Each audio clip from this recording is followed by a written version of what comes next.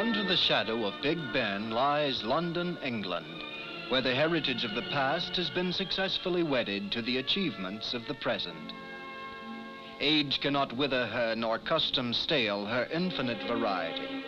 So Shakespeare described Cleopatra, but the same might well be said of London, a wise and friendly old city. Colorful history has been witnessed on the Mall, famous because it leads straight to the royal residence, Buckingham Palace. There is almost always a crowd waiting for a sight such as the royal coaches on their way to or from the palace. This is London's Hyde Park, complete with pigeons and peanuts, loafers and soapbox orators, bridle paths and family tableaux. There is no place on earth more sacred to the English people than Westminster Abbey. More than a great cathedral, the Abbey holds the ashes of England's glorious history. In the background may be seen St. Paul's Cathedral, Christopher Wren's Baroque masterpiece. It has weathered the storms of 3.5 centuries. Of all the ancient buildings in the old section, the Tower of London stands supreme.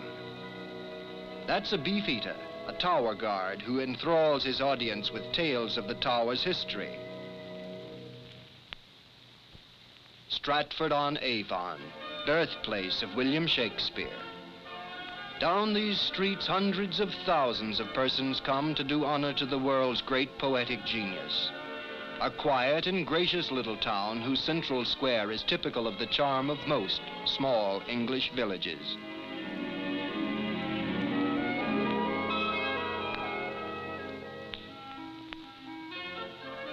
There is the house where the bard was born. Once just another insignificant Tudor house, now an impressive monument.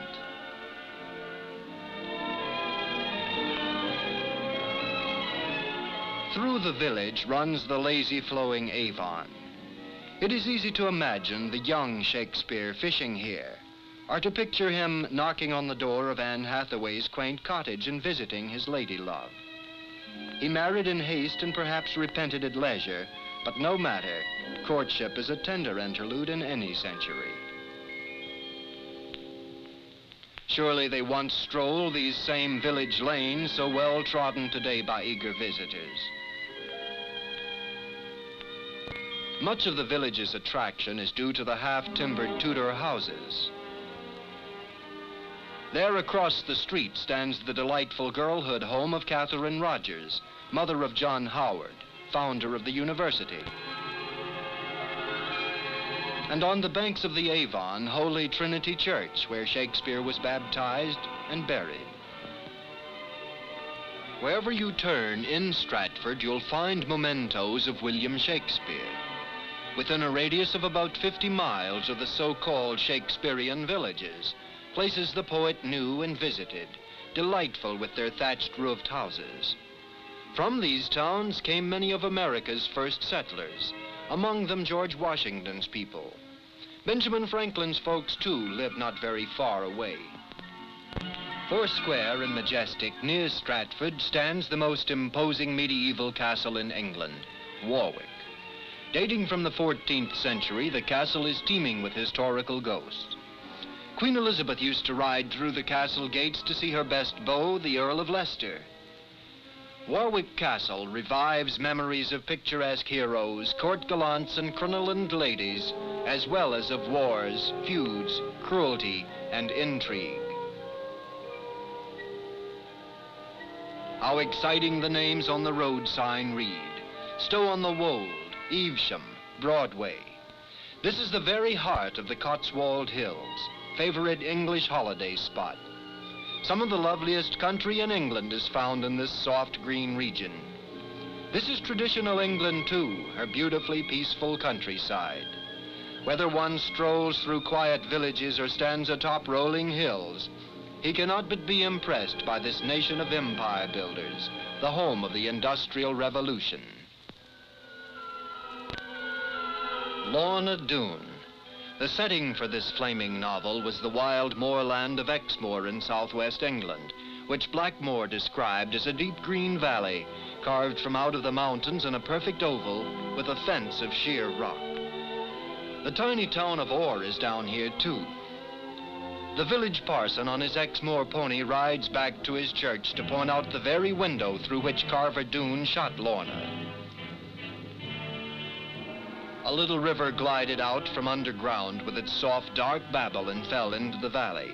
Actually, Blackmore exaggerated the wildness of this country, but it is boggy, and it could well be that Carver Doone was swallowed by the moor. Hymn lovers from the world over make pilgrimages to the Rock of Ages, the very rock where Augustus Toplady took refuge from a storm and wrote his stirring words.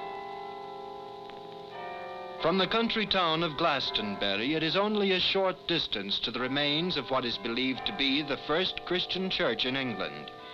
Glastonbury was once the island of Avalon, where Joseph of Arimathea was said to have come bearing the Holy Grail. In the ruins of the abbey was the grave of King Arthur. Glastonbury, city of legends, of fact and fancy and ancient romance. Tintagel is considered by many to be the most romantic place in England. A person as fabulous as King Arthur must have been born in a fabulous place. Legend has it that the ruined castle on Tintagel Head was the meeting place of King Arthur's Knights of the Round Table. True or not, it is one of the most dramatic spots in all Britain. Tristram and Isolde are also associated with this same Tintagel. At the foot of this peninsula of perfection, as some enthusiastic writers have described it, are grouped the quaint Cornish fishing villages of which Poulpereau is a picturesque example.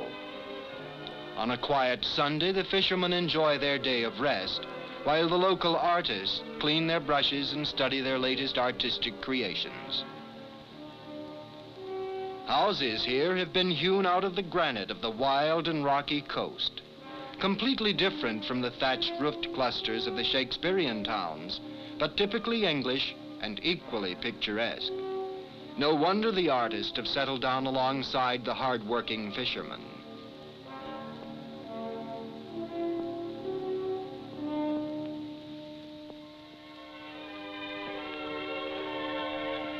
In northern England lies the ancient city of York. The walls date back to the Middle Ages when they were built for defense. But historically, York is far older than these aged ramparts. It has been an important city since Agricola first made York his headquarters in the year 80. For centuries it was called the Other Rome. Constantine was proclaimed emperor here. Later the marauding Danes made Jorvik an important stronghold. After them came William the Conqueror. A noble city, ancient and strong.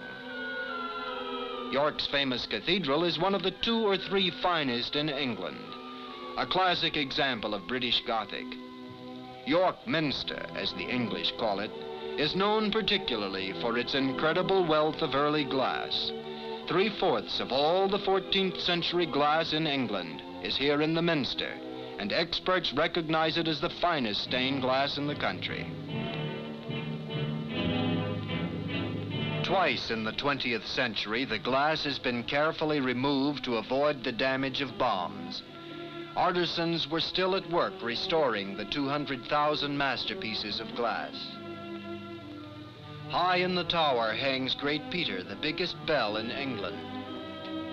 4 centuries ago, our very own pilgrims used to pray for guidance within these walls. Whatever the political leanings of the British citizen, he never loses his fervent regard for the traditions of his country. Colorful pomp and pageantry help him relive the England of the past, her triumphs and glories, and her contribution to the civilization of Western man.